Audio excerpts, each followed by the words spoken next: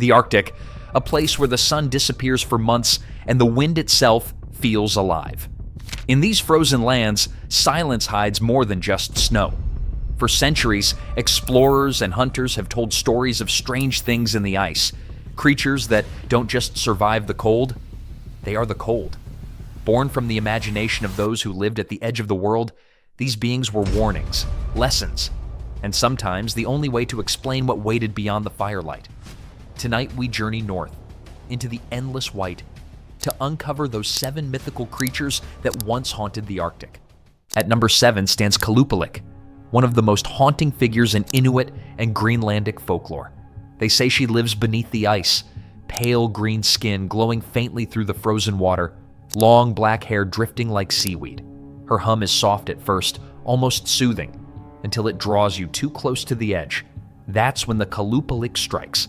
According to Inuit legend, she steals children who wander near the shore, slipping silently through cracks in the ice to drag them into the freezing depths. But she doesn't kill them. Not right away. Some stories say she keeps them beneath the sea, trapped in her pouch, feeding on their warmth through the long winter.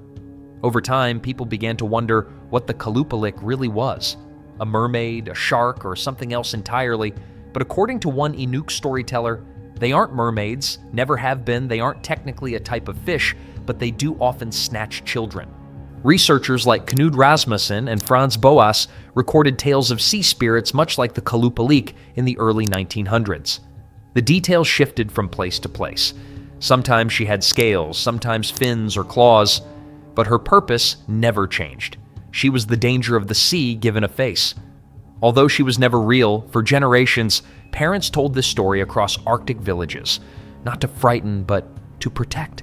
The icy sea has claimed countless lives, and the Qalupalik became a warning disguised as a monster, a voice reminding children to stay away from the thin ice. Number 6. Draugr. Have you seen the White Walkers in Game of Thrones?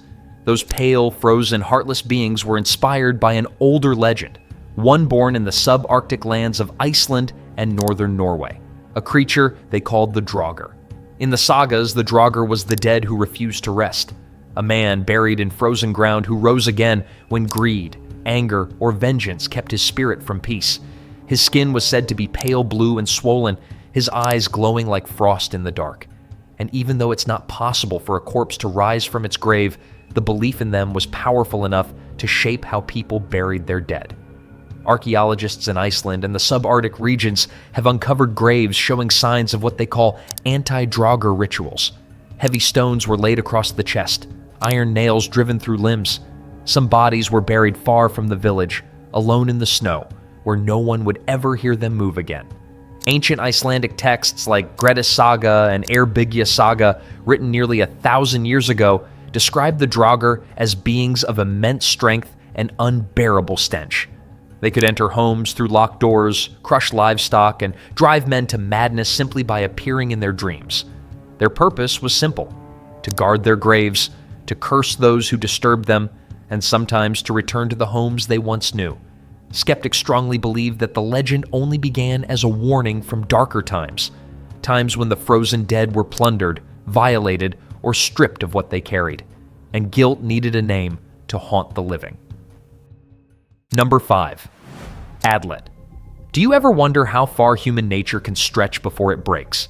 In the icy reaches of the subarctic, the Inuit tell a love story that defied nature and birthed something neither human nor beast. They call them the Adlet, creatures with the body of a man and the legs of a dog. As the old Inuit tale goes, there once lived a woman who refused every man who sought her hand. One day, she took in a dog for company. Soon, the impossible happened. She gave birth to 10 children, 5 that looked human, and 5 hybrids that had the bodies of dogs. When her father learned what she had done, rage overtook him. He couldn't bear the shame or the thought of what she had brought into the world. He killed the dog, tied his daughter to a sled, and set her adrift across the frozen sea with her children. The human ones were said to reach distant shores and start new tribes. But the dog-like children, the Adlet, stayed behind. They roamed the tundra, hungry for human flesh and vengeance. There are many different versions of this story. Some even say her father forced her into marriage which she refused and mated with a dog instead. Legends describe them as hunters who feasted on human flesh, driven not by cruelty, but by an unending emptiness that nothing could fill. Some Inuit storytellers said their hunger was punishment for their unnatural birth. Others believed it symbolized exile itself, the craving of those cast out, forever searching for something they could never have. Researchers like Frans Boas and Knud Rasmussen, who collected Inuit legends between 1888 and 1921, found that nearly every northern settlement had its own version of the Adlet. Some described them as red-haired hunters with canine legs who ran faster than leopards. Others compared them to werewolves, the beings caught between two worlds, never fully human nor beast. No one knows if they ever existed. No voice, no footprint left behind to say they did. But when the snow runs deep and the dogs start to howl, people still listen twice. Number 4. Nennorluk. Aren't polar bears adorable? Fluffy white giants waddling across the ice, curious and silent. But some say in the Arctic there's another kind of polar bear, one that's almost a ghostly reflection of it that lives beneath the sea. They call it the Nennorluk. The word itself comes from the Inuit word nenok, meaning polar bear, combined with the suffix luk, which marks something evil. So its name literally means the wicked bear. The earliest written record of the Nennorluk comes from 1773, when the historian David Krantz published The History of Greenland. He described reports from Labrador of a monstrous sea-dwelling bear that hunted and devoured seals. Its ears were said to be large enough to cover a tent, and disturbingly, it was said to eat human flesh whenever it came ashore. Then, in 1786, Inuit hunters near Okak, Labrador, claimed they once saw it rise as tall as an iceberg. The Moravian missionaries who heard the story tried to explain it away as a tumbling iceberg, but the legend didn't melt that easily. By 1840, a missionary named Carl Gottfried Albrecht reported new sightings from Nine. He wrote that the creature was white on the back like a polar bear, but much larger, so large that it could be mistaken for an island. Today, skeptics say it was just icebergs, whales, or even Greenland sharks moving under the floes. But the Inuit weren't convinced. They believed the Nennorluk was something older, a bear that drowned long ago, cursed to wander the deep forever. Number 3. Akhlut. If you've ever played Sonic the Hedgehog, you might remember Akhlut the orca, the villainous killer whale that bursts through the docks. Now imagine if that orca could walk outside the game into land, sprouting the legs of a wolf, hunting both sea and snow. That's the Akhlut, one of the most fascinating creatures in Inuit mythology. He is said to be a hybrid, part killer whale, part wolf, and a perfect symbol of the thin line between the Arctic's two worlds, land and water. In the sea, it's a mighty orca, feared for its intelligence, speed, and power. To the Inuit, the orca represents strength, harmony, and respect for the ocean's balance, a creature that hunts with purpose, never waste. But when the Akhlut leaves the waves, it transforms.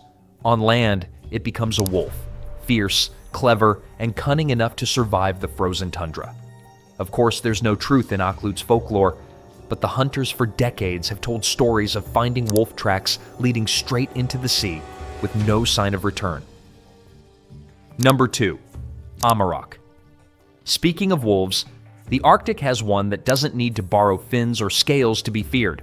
They call it the Amarok, a creature so massive it hunts alone and so silent that travelers say the snow itself moves before it strikes.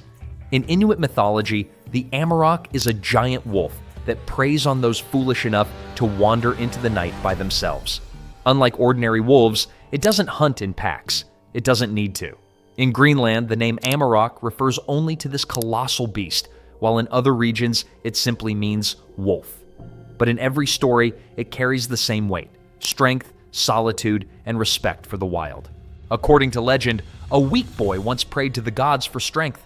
The Amarok appeared and wrestled him night after night until small bones fell from his body, bones that had kept him frail.